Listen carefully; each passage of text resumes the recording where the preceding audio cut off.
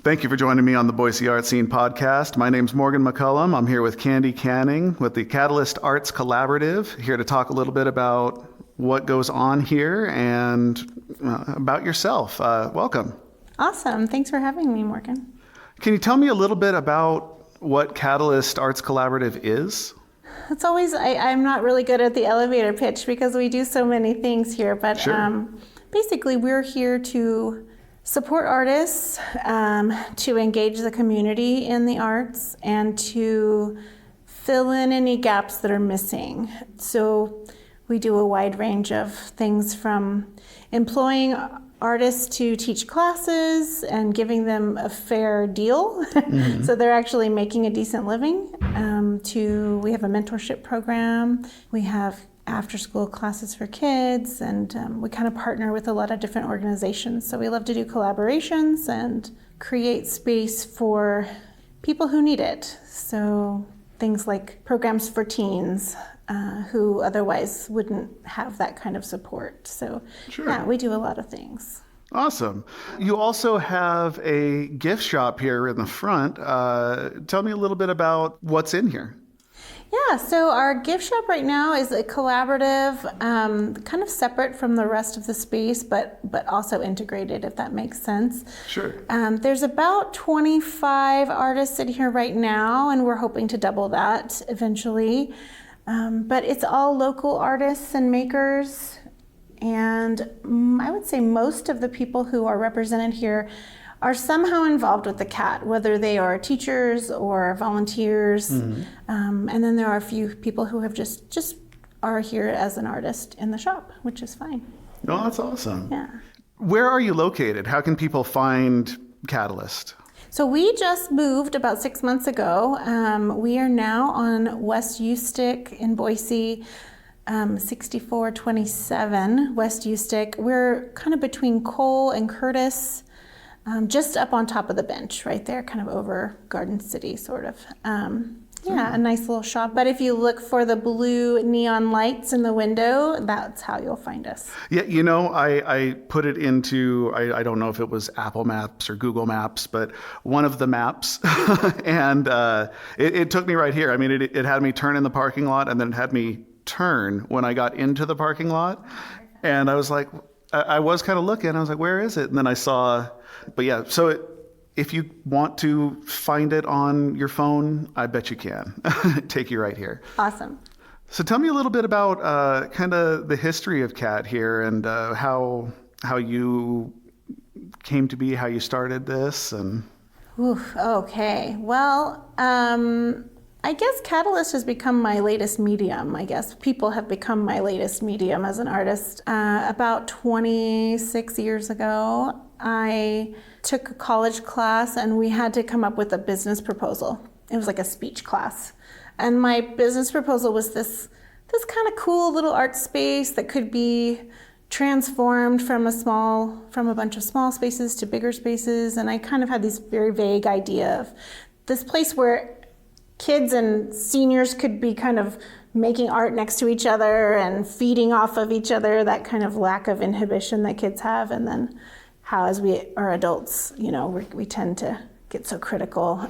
Sure. So it kind of started with that little seed, and then it just kind of went away for a long time. And in 2016, I co-founded the Gem Center for the Arts.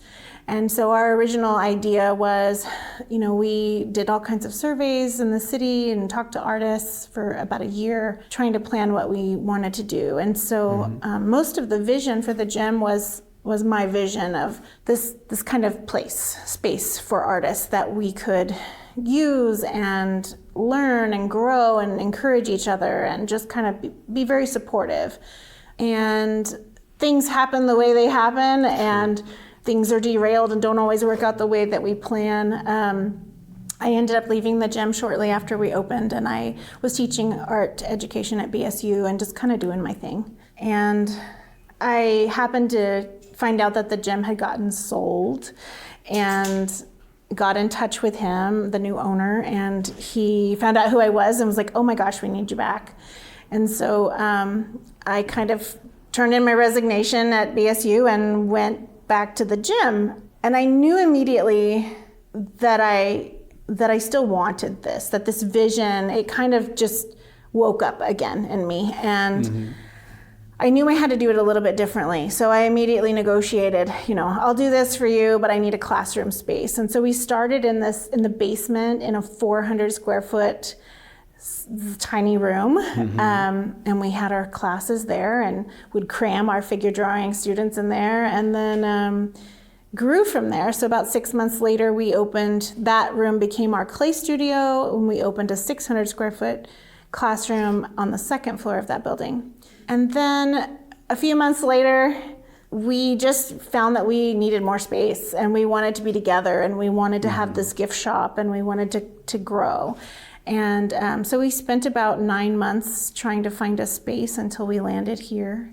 And so now we have about 2,600 square feet, and we've already decided it's a little too small, so we're still trying to grow, but in time, we'll be here for a few years. But basically everything that was my original vision and then some, right? Because everyone I meet and everything I learn, that vision just keeps expanding. I will say, this is a much more accessible space than at the gym. Not to discount the gym at all, but yeah, this is a very accessible space. You're right in the front door, you're right into the gift shop, and then right through the front door is your classroom. It's very clearly laid out. Yeah. a lot less confusing. Yeah, I think so too. And we've had a lot of really good feedback from people who had been to the gym before, and it was hard to find, and it was hard to find us once you got in the building. And so yeah, definitely being on a main road was one of our main goals. Yeah, that'll help visibility 100%. Yeah, absolutely. And it's a pretty central location. We get a lot of people coming from Meridian and even Nampa and Eagle saying, oh, this is so much more convenient. So yeah, we're kind of in a good location. We get a lot of feedback about good energy in here, so that's good too. Yeah, no, it's nice and bright. It's very, very nice. No, I felt good walking in for certain. Yeah.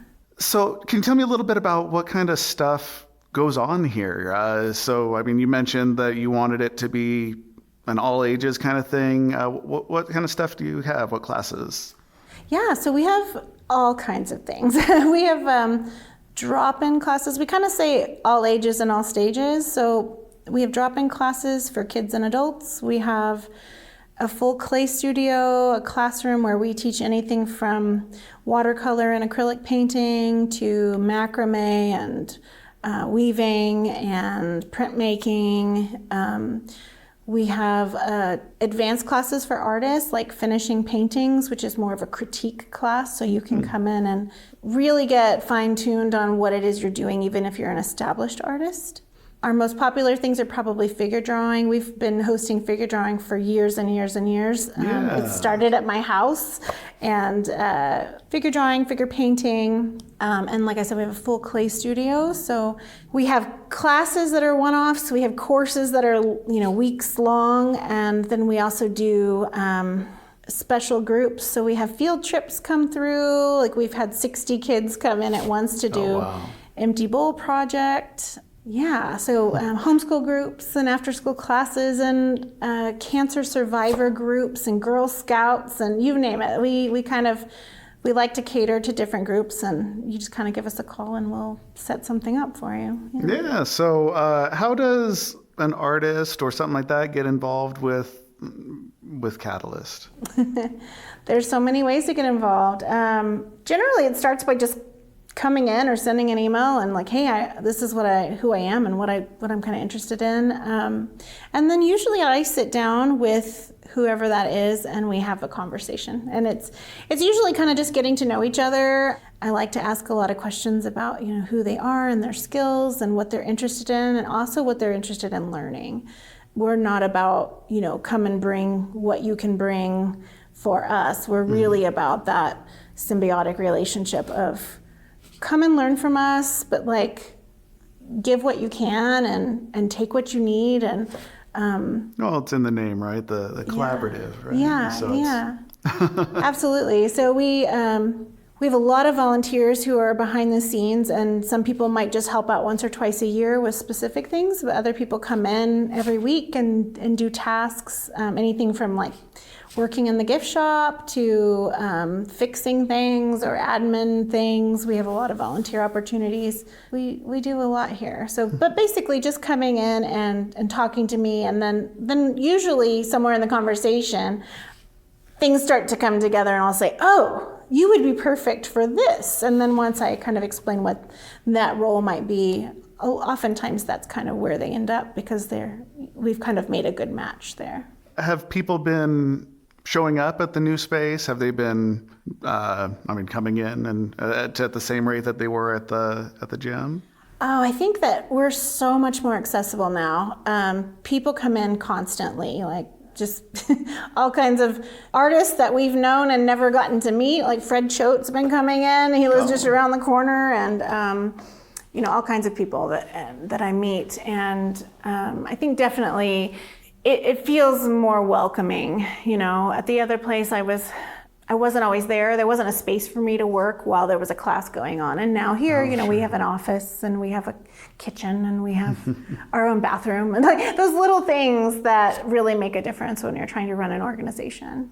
Did you have to do a lot of the transformation of this space, like walling off this gift area and stuff like that? No, actually, I had not seen this space when we rented it. We were lined up to rent a different space, and it just didn't work out. And I had about 2 weeks to scramble and find a space because we had already put in our notice. I had kind of looked at this building before because I live pretty close by, and I hadn't seen it, but we aren't that old. We haven't been around that long. And when you're trying to find a new space, they want to know all those specifics and 3 years of tax returns and all those things. And I'm like, well, we don't have any of that, So it finally came down to just that conversation of like, look, we need a building. What's it going to take? And I hadn't actually even seen the space. So we agreed to take this space. And then I walked in and I was like, this is pretty much perfect. Wow. The classroom's a little more narrow than we would have liked, but having some offices is really helpful right now. So. Sure. Eventually we'll need a bigger space, but right now I think we're making it work pretty well. Here, set up all the time, you've got the clay studio, is that right? Yeah, so Cat Clay is a full clay studio. We have 6 wheels and 2 kilns and a hand building area and all kinds of glazes. Oh, wow. Yeah. So the people can fire here as well. Right, yeah. Oh, wow. And some people will just drop stuff off to be fired here. But we have membership. Well, we did have memberships, We have just switched to a multi-pass system, which is a little bit more flexible. So the clay studio, you can buy a multi-pass, and the more sessions you buy, the cheaper it is per session.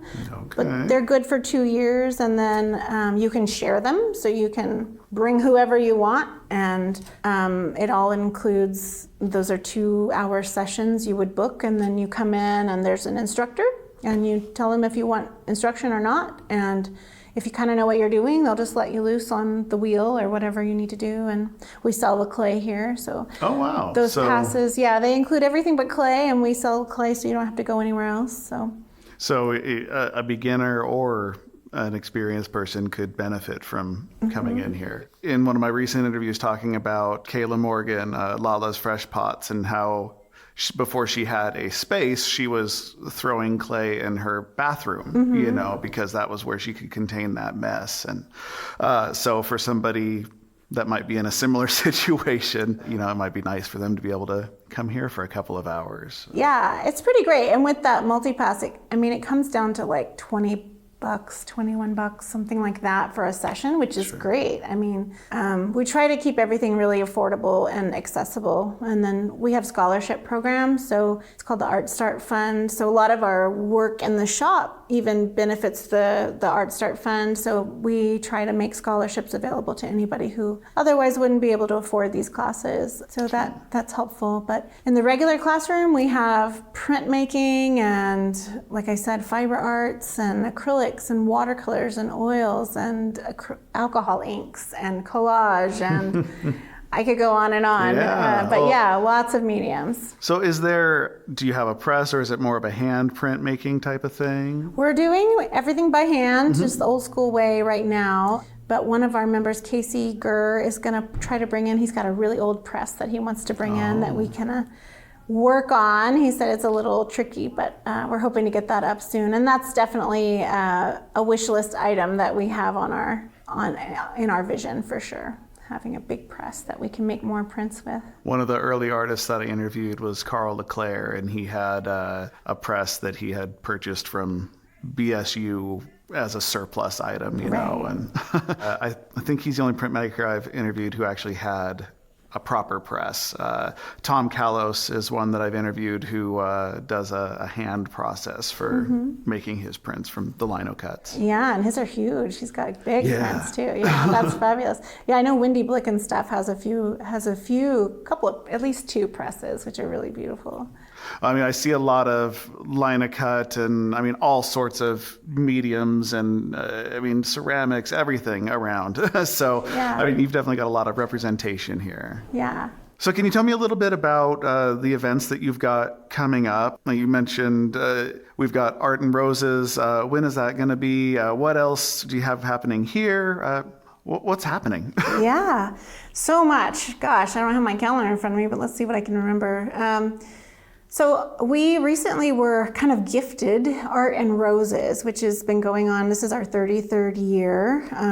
We co-hosted it last year, but it's our first year hosting it on our own. And that is always on the first Sunday in June. So this month it's June 2nd, and it'll be at Julia Davis Park, just next to the Rose Garden by BAM. And we will be extending that this year, so it's going to be all the way from the Rose Garden to the band shell, and we've got the Idaho Songwriters Association is coming in to provide entertainment at the band shell. Excellent. I think we might have Starbelly Dancers might be there, and Rochelle Smith is scheduled to play.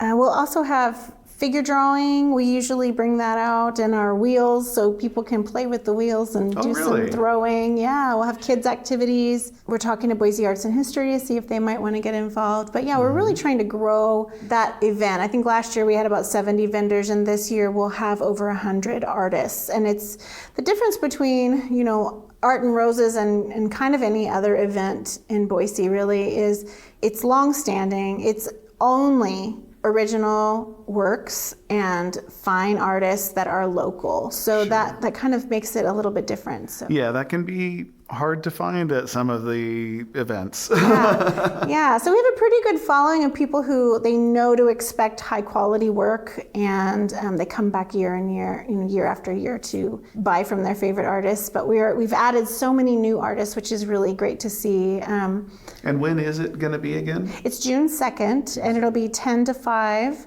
at Julia Davis Park. Art and Roses, a lot of people don't know. So Art and Roses started as this tiny little festival that started with these watercolor artists who just loved the Rose Garden. And so they would have this little art show there. And so since then, they've been doing this every year. Many of them have passed on. There's still a lot of original artists who are still coming to this show and doing this show, which is kind of cool. And then we still benefit the Rose Garden with a large donation every year. So that's a big thing. And now that Catalyst is running it, Ellen Wilson handed that over to us last year because she wanted it to go to an organization, to somebody who could use the money. It is now basically our biggest fundraiser.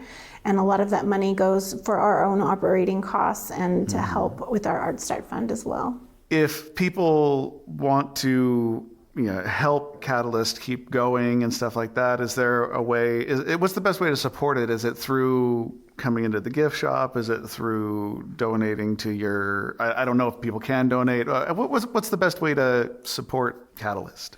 There's lots of ways to support Catalyst. We try to make it as easy as possible, right? Because there's so many ways and everything kind of counts. You could certainly make a donation, but generally people, like I said, there's some things in the gift shop that will say Art Start Fund on them, and so those generally go directly to our Art Start Fund.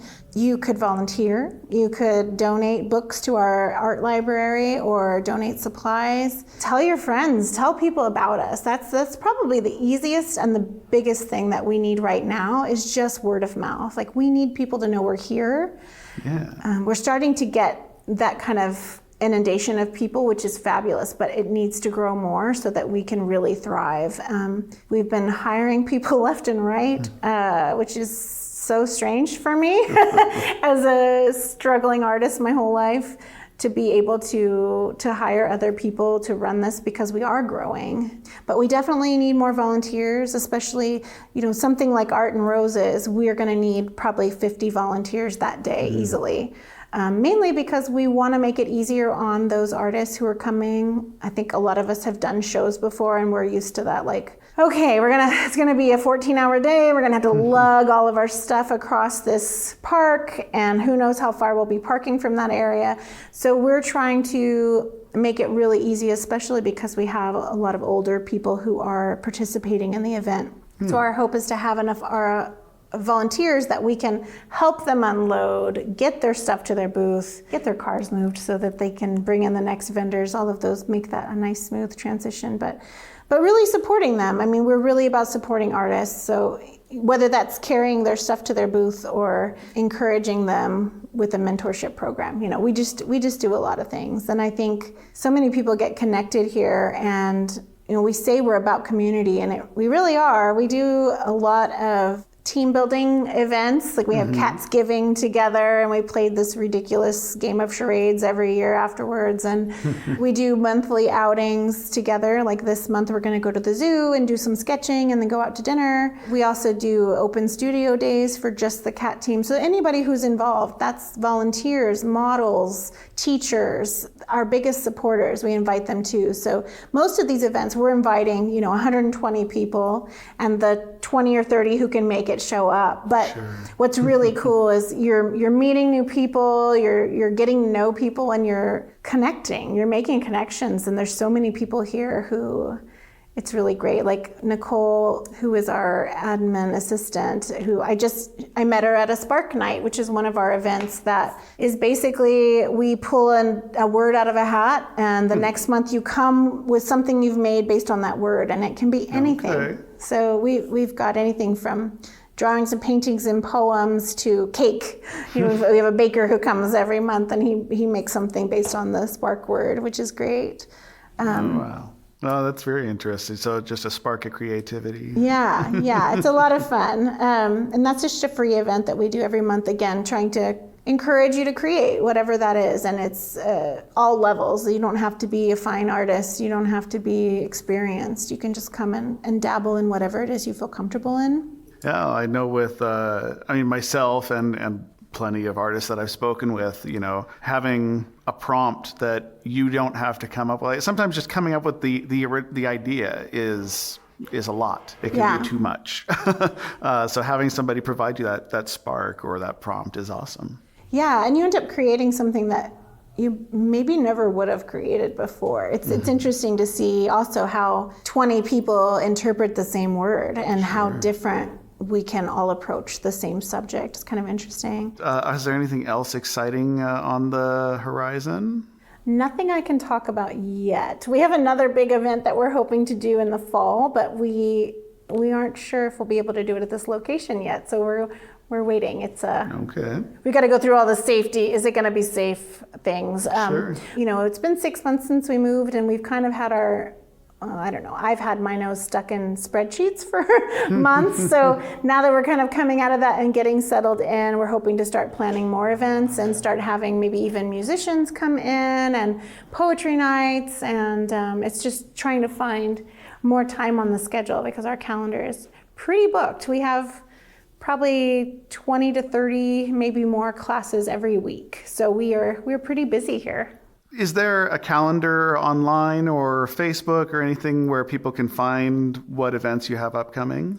Yeah, absolutely. We have our website. It's just catalystartscollaborative.com. That's probably the best place to go, right? You're going to find all kinds of information, scholarships. We post opportunities for artists there. We've always got something going on. And then we are on Instagram and Facebook. And all of our events, we also post on Boise Weekly. So if you go online, you can check those on meetups. We post them on Facebook. So lots of different places where Yeah, people can, you can go to find find out. those. Okay, Yeah. excellent. And then when you come in, there's a community board you can always check. So we'll post calls to artists or any other events that we are supporting.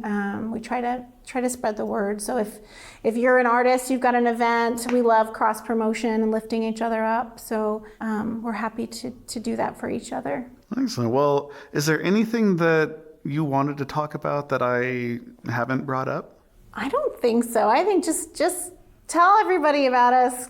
Come in, stop by, check the place out. So one more time, what's your address and social media handles, all of that, so that people can come in and tell people about it? Yeah, awesome. Our address is 6427 West Ustick in Boise.